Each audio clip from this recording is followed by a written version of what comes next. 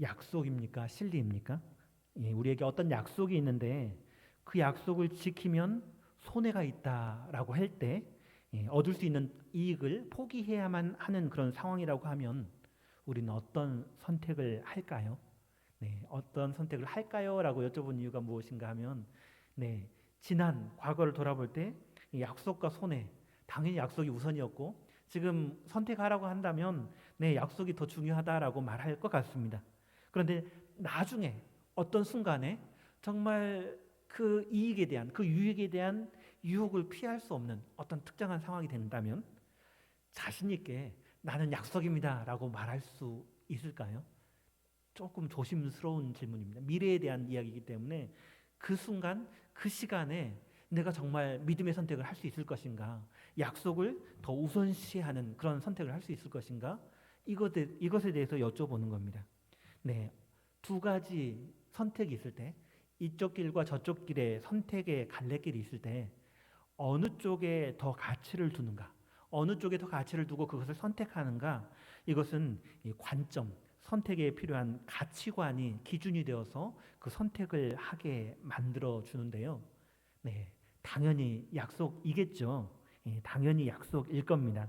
손해를 보더라도 약속이어야 합니다. 그런데 지금은 그렇지만, 네, 저도 다시 또 돌아가서 미래 어떤 정말 유혹이 되는 어떤 문제와 약속, 어찌 보면 가볍게 보일 수 있는 그런 약속과 중요하게 생각되는 그런 이익이 있을 때, 네, 그런 상황에서는 장담하기는 좀 어려운 것 같습니다. 저울로 무게를 비교하듯이 약속과 이익 사이에 추를 달아서 어느 쪽이 더 무거운가, 무엇이 더 좋은 것인가 계산하게 될 상황이 있지 않을까 이런 생각도 하게 됩니다. 네, 그런 갈등, 그런 고민. 오늘 본문에게도 그렇게 오늘 본문에도 약속과 이익 사이에 갈등하는 사람들이 나타납니다. 먼저 오늘 본문이 어떤 상황에 발생하는가 하면 광야에서 반역했던 출애굽 세대는 이제 모두 다 죽은 상황입니다. 그리고 모압 평야에서 이제 요단강을 건너기만 하면 이제 가나안으로 들어갈 수 있는 그런 상황이죠.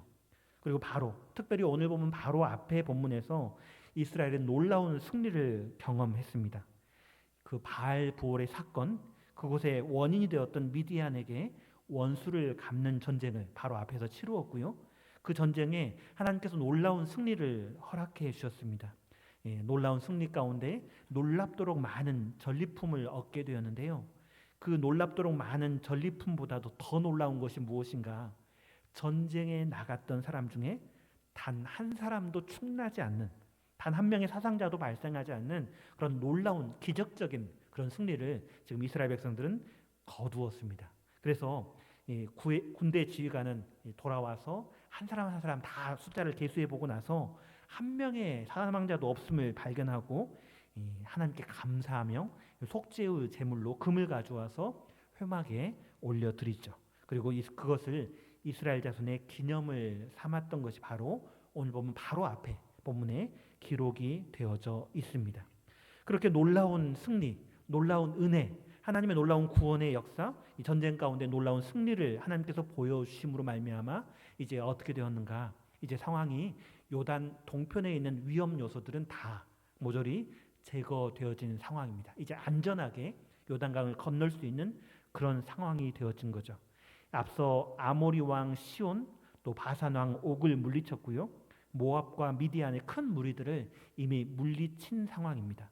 특별히 미디안과의 전쟁에서 한 사람도 죽지 않는 이런 엄청난 승리, 방금 앞에서 말씀드렸던 그 승리를 거두었는데 이제 그런 승리를 하나님께서 주셨다라는 사실은 이제 곧 이어질 가나안 정복 전쟁에 있어서도 하나님께서 함께 하시고 놀라운 승리를 주실 것을 기대하게 되는 그런 상황이었습니다. 이제 다 준비되어졌습니다. 이제 하나님께서 약속하신 가나안 땅으로 들어가기만 하면, 요단강을 건너기만 하면 되는 상황인데요. 바로 이때 오늘 본문의 사건이 시작이 되어지고 있습니다. 1절 말씀에 이렇게 기록하고 있습니다. 루벤 자손과 갓 자손은 심히 많은 가축대를 가졌더라.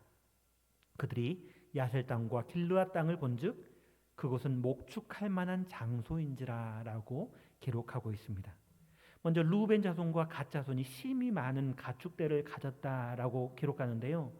아마 그 전에 이 미디안과의 전쟁 이전부터 많은 가축대를 소유하였을 것을 짐작해 볼 수가 있습니다. 그런데 이제 바로 앞 미디안과의 전쟁에서 많은 전리품을 얻었는데 그 가운데 소와 양과 나귀가 있었고요. 그 가축대가 더해짐으로 이제 더 많은 가축대를 소유하게 되었음을 생각해 볼 수가 있습니다. 네, 여기까지는 문제가 없습니다. 그런데 1절 하반절에 드디어 문제가 시작되어집니다. 그렇게 많은 가축대를 소유한 그들이 야셀 땅과 길르앗 땅을 바라보게 되고요. 그렇게 보니까 어떤가? 그곳은 목축할 만한 장소인지라라고 1절 하반절에 그렇게 기록하고 있습니다. 여기 등장하는 야셀이라는 곳은 성읍의 이름입니다. 그와 동시에 그 지역 전체의 명칭을 가리키는 표현이 여기 야셀 땅입니다. 또 길르앗은 어딘가 구약에서 다양한 지역을 지칭할 때 사용되어지는데요. 오늘 본문에서 길르앗은 야복강을 기준으로 해서 남쪽에 산이 많은 지역과 또 야복강 북쪽 지역까지도 가리키는 것으로 보여집니다. 또 성경의 다른 곳에서는 이 길르앗 땅이 어디를 말해주는가? 요단 동편 전체 지역을 아우르는 그렇게 넓은 지역을 가리키는 말로도 사용되어지죠. 이쪽이 어떤 지형, 어떤 장소인가 하면 이 요단 계곡이 해발, 그러니까 바다보다 더 낮은 곳에 요단강이 흘러가고 있는데 그 제일 끝에 이제 여매가 있죠. 여매는 특별히 해발 굉장히 낮은 해발 250m 정도 더 낮은 곳에 위치한 곳이 바로 여매입니다. 그러면 그렇게 요단강이 가르는 동쪽은 어떠했는가? 요단강이 흘러가는 그 옆 이제 어떤 지역에 위치한가 하면 높은 산이 많은 지역에 있었습니다. 그래서 어느 정도 높이 있었는가? 해발 750m 가량의 높은 산지들이 많이 있었습니다. 그렇게 이제 이스라엘에 지중해가 있고요, 가나안 땅이 있고요. 그다음 낮은 요단강을 지나서 높은 산이 형성되기 때문에 이제 그 지역에는 지형성 강우가 형성이 되죠. 그래서 그쪽에서는 이 가나안 땅에는 강우가 좀 적더라도 이 산을 지나고 나면 이제 구름이 생기고 비가 내리는 거예요. 그래서 그쪽 지역은 강수량이 충분한 비옥한 지역이었습니다. 물론 그 산을 지나서 다시 또 사막이 시작되긴 하지만 이렇게 산을 지나서 그 옆까지는 이렇게 충분하게 나무도 잘 자라고요, 풀도 잘 자라는 그러니까 목양을 하기 굉장히 좋은 양이나 소를 목축해서 키우기 아주 좋은 장소입니다. 그래서 이제 그곳을 원하는 욕심이 이제 이 갓 자손과 루벤 지파의 그런 사람들의 마음 가운데 그쪽에서 우리 가지고 있는 가축을 키우고 싶다라는 그런 마음들이 생기게 된 것입니다. 그런데 지금 오늘 본문에 나타나지 않지만 문제가 하나 있습니다. 어떤 것이 문제인가 하면 그 땅은 요단 동편 땅이고요. 하나님께서 이스라엘에게 주시기로 약속한 약속의 땅은 그 범위가 어디까지인가? 바로 요단강이 동쪽의 경계였습니다. 특별히 민수기 34장 10절부터 12절까지 그것을 기록해주고 있는데요. 하나님의 약속의 땅의 동쪽 경계가 어디인가? 요단강으로부터 여매까지 그렇게 하나님께서는 말씀해 주셨습니다. 그러니까 하나님께서 약속으로 주신 땅이 아닌데도 불구하고 이 두 지파 사람들은 욕심이 내가 거기서 우리 가족들, 우리 자녀들이 거기서 살면서 내가 가지고 있는 소유하고 있는 그 가축들을 잘 키울 수 있겠다 하는 그런 마음이 든 것이죠. 그래서 어떻게 하는가? 이어지는 2절부터 5절까지 본문에서 갓 자손과 루벤 자손은 모세와 제사장 엘르아살과 또 회중 지휘관들에게 요단 동편의 땅을 달라고 그렇게 요청을 하는 거죠. 그 땅이 목축할 만한 장소, 좋은 장소이고 또 자신들에게 가축들이 있으니까 그 땅을 자신들에게 소유로 주고 요단강을 건너지 않게 해달라라고 이야기를 합니다. 이들의 이런 이야기들은, 이런 요청은 아주 논리적이고 예의가 바른 것 같습니다. 하나님께서 이미 쳐서 멸하게 한 그 땅, 그 땅은 목축이 아주 좋은 장소이고 자신들에게 가축들이 너무 많으니까 소유로 달라라는 아주 체계적이고 논리적인 그런 주장이죠. 특별히 5절 상반절에 보시면 우리가 만일 당신에게 은혜를 입었으면 이라는 표현을 사용하는데요. 굉장히 정중하게 은혜를 요청하는 방법으로 아주 정중하게 예의를 갖추어서 그렇게 요청을 하고 있는 것입니다. 그럼에도 불구하고 그렇게 아무리 좋은 포장지예요. 아주 좋은 포장지에 물건이 쌓여 있다 할지라도 그 내용물이 안 좋으면 안 되는 것처럼 그들이 요청한 땅이 어떤 땅인가? 하나님의 약속의 땅이 아니라는 사실이 굉장히 큰 문제이고요.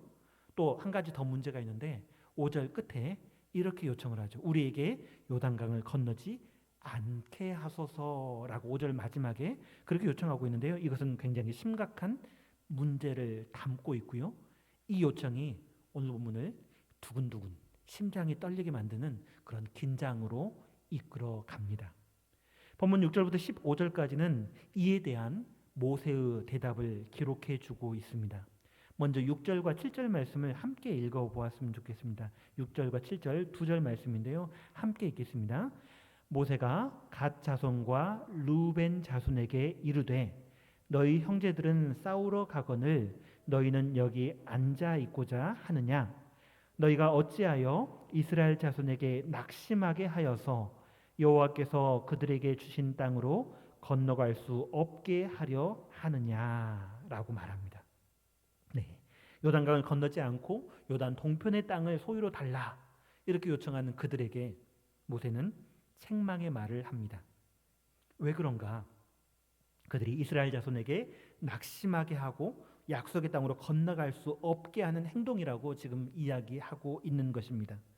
앞서 말씀드린 것처럼 이 전쟁에서 연속된 승리와 또 바로 앞에서 승리, 특별히 미디안과의 전쟁에서 단 한 명의 사상자도 없이 수없이 많은 그 전리품들, 굉장히 많은 전리품들을 얻은 승리 이후에 이제 요단강을 건너기만 하는 이런 상황, 하나님께서 주실 승리를 기대하는 이런 상황에서 12지파, 이스라엘 12지파 가운데 두세 지파가 그 자리에 주저앉아 버린다면 그 일에 빠지겠다. 하나님께서 주시겠 약속의 땅으로 들어가라고 하셨는데 그래 우리는 빠지겠습니다라고 이야기한다면 그 일은 이제 남은 9지파에게 큰 충격이고요.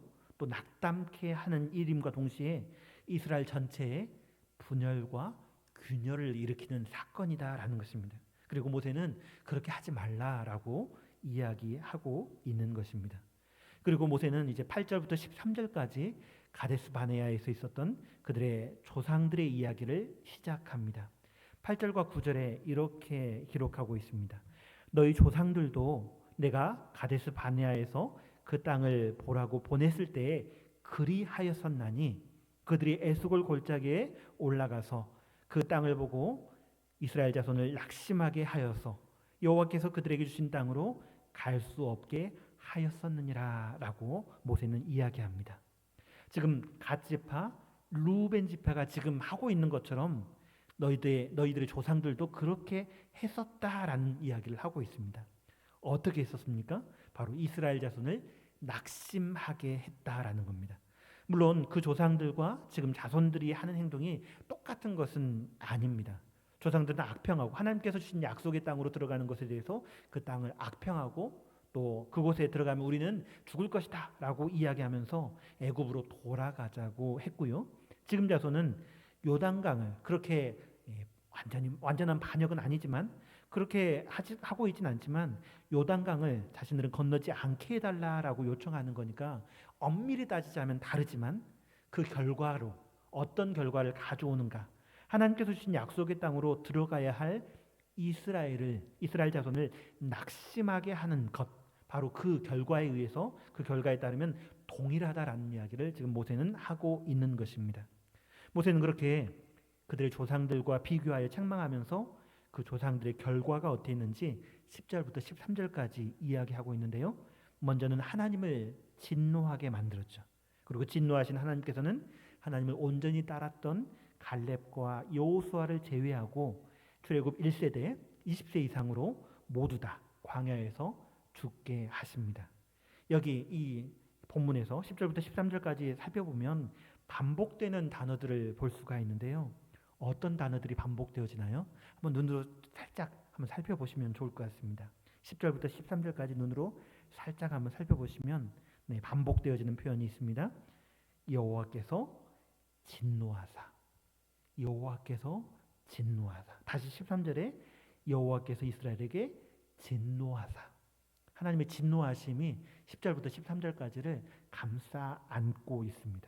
하나님의 진노하심이 처음과 끝에 나타나고요. 또 동일한 단어는 아니지만 대조되는 표현이 있습니다. 11절에 보시면 온전히 따르지 아니하였음과 다시 12절에 보면 온전히 따랐음. 이 두 가지가 다른 표현으로 한 가지 의미를 긍정적으로 부정적으로 이렇게 바꾸어서 표현해주고 있습니다. 그러니까 지금 이스라엘을 낙심케 하는 갓 자손과 루벤 자손의 조상들이 이스라엘을 낙심케 했고요. 그 결과 어떤 결과를 초래했는가? 하나님의 진노하심을 가져오게 했고요. 또 하나님을 온전히 따르지 아니한 하나님의 진노하심으로 말미암아 어떻게 되었습니까? 끊어짐, 죽음이라는 결과를 가져오게 되었음을 이야기하는 것입니다. 그런데 그와 동시에 모세는 함께 이야기해주고 있죠. 하나님을 온전히 따랐던 갈렙과 여호수아는 어떻게 했는가? 끊이지 않았음을 강조해서 지금 오늘 본문에 이야기하지 않지만 이 본문을 쭉 흘러가다 보면 끊어지지 않았음을 하나님께서 그들을 살리셨고 약속의 땅을 들어가게 하셨음이 지금 나타나지 않은 표현으로 우리에게 이야기되어지고 있는 것입니다. 이 말씀과 함께 모세는 엄중하게 경고하는데요. 14절과 15절에 이렇게 이야기하고 있습니다. 보라, 너희는 너희 조상의 대를 이어 일어난 죄인의 무리로서 이스라엘을 향하신 여호와의 노를 더욱 심하게 하는도다.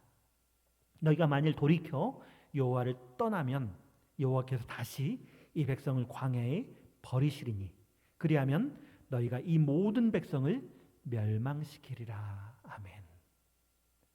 지금 갓 지파, 루벤 지파, 또 나중에 오늘 보면 이후에 또 나타나는 나중에 이야기되는 므낫세 반 지파, 이 두 지파 반, 이는 이스라엘 12지파 중에 일부에 불과합니다.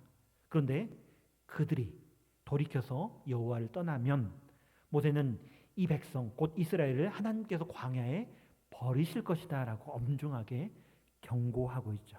그리고 결론적으로 너희 곧 요단 이편 땅을 요구하고 요단을 건너기를 거부하는 그들이 곧 이 모든 백성 이스라엘 백성을 하나님의 약속의 땅으로 건너가지 못하게 하는 것이고 이는 곧 그들을 멸망시키는 것이다 라고 이야기를 하고 있는 것이죠. 7절에 약속의 땅을 건너가지 못하게 한다라는 표현과 15절에 멸망시키리라 라는 표현이 함께 이야기되어진 겁니다. 이제 어떻게 해야 될까요? 이익을 계속해서 고집하면서 내가 보았던 그 땅, 정말 포기하기 싫은 그 땅, 목축하기 정말 좋은 내가 가지고 있는 많은 소유들을 잘 키우고 더 번성시킬 수 있는 바로 그 땅, 그 이익을 고집하여서 파멸로 치달아야 할까요? 아니면 돌이켜 여호와를 떠나는 그 길 계속해서 고집해야 할까요? 그게 아니면 온전히 여호와를 따랐던 갈렙과 여호수아처럼 하나님을 온전히 따라야 할까요? 모세의 이 경고에는 아직 여지가 남아 있습니다. 15절의 앞에 너희가 만일 돌이켜 여호와를 떠나면이라는 표현, 이 표현에는 아직, 지금 굉장히 위험하지만 아직 그들이 여호와를 떠나지 아니하였음을 생각해 줍니다. 그러니까 아직까지 그들에게 기회가 남아 있다라는 사실을 모세는 이야기하고 있는 것이죠.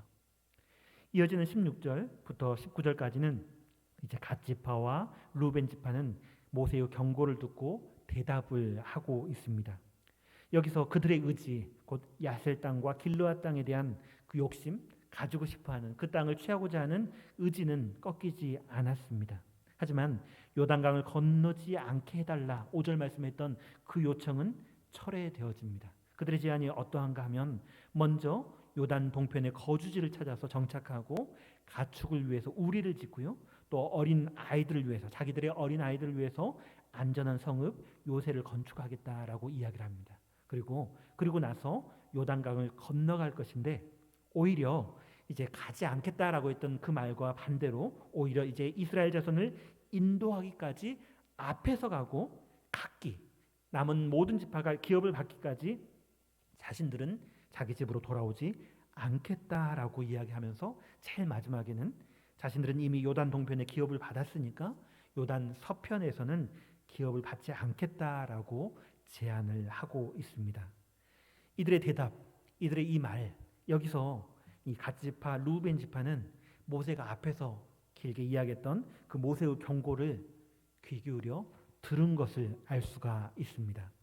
민수기 앞쪽 13장과 14장의 사건에서는 이스라엘 백성들이 어떠했는가 하면 눈의 아들 여호수아와 갈렙의 외침을 들었지만 하나님께서 이끌어 들이시리라 하는 그 약속을 다시 한번 들었지만 어떻게 했었나요? 그때는 돌로 치려고, 오히려 돌로 치려고 그들의 말을 듣지 않았음을 보여줬는데요.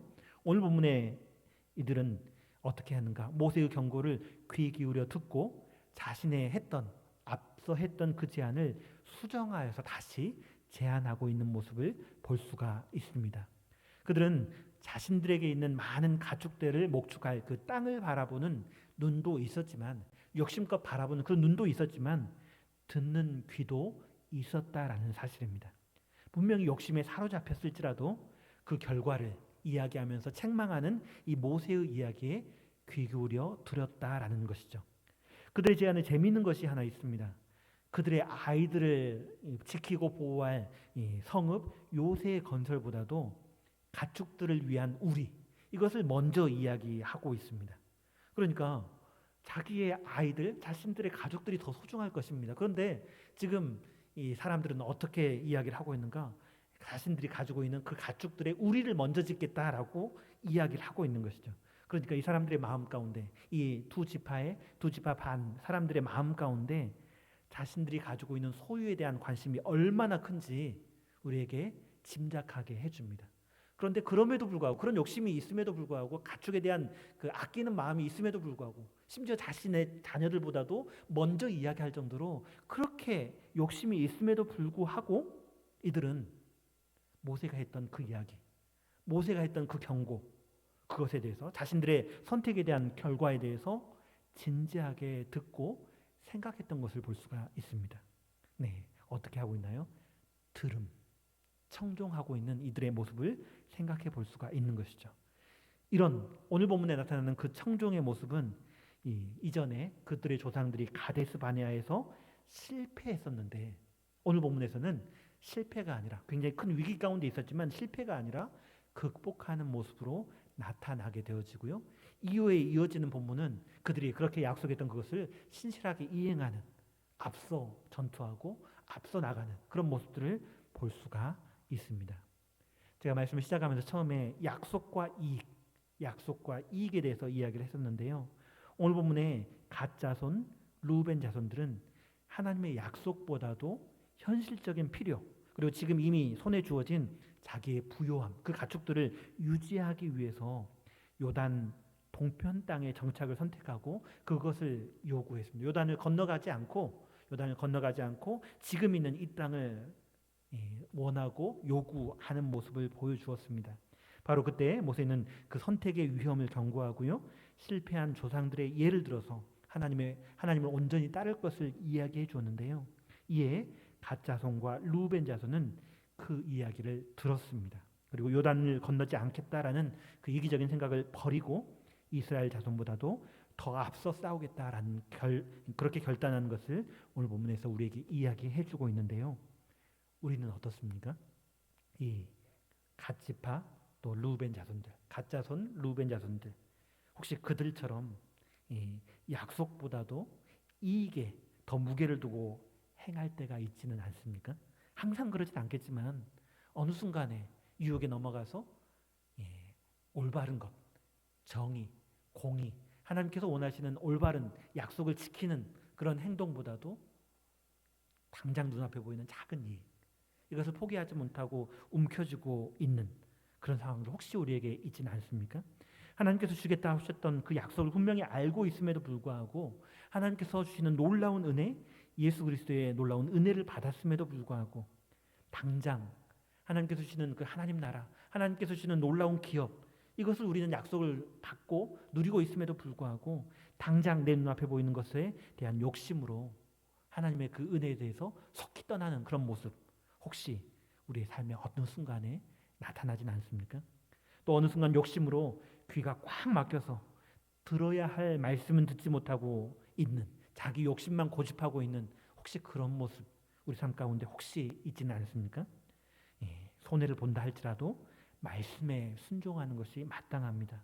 또 혹시 욕심에 사로잡혔다 할지라도 주의 말씀, 경고의 말씀을 들을 때 잘 들음으로, 그냥 귀로 스쳐서 듣는 것이 아니라 잘 들음으로 돌이키고, 또 갈렙과 여호수아가 그랬던 것처럼 온전히 여호와를 따르는 우리 풍암전도회 모든 성도님 되시기를 간절히 축원합니다.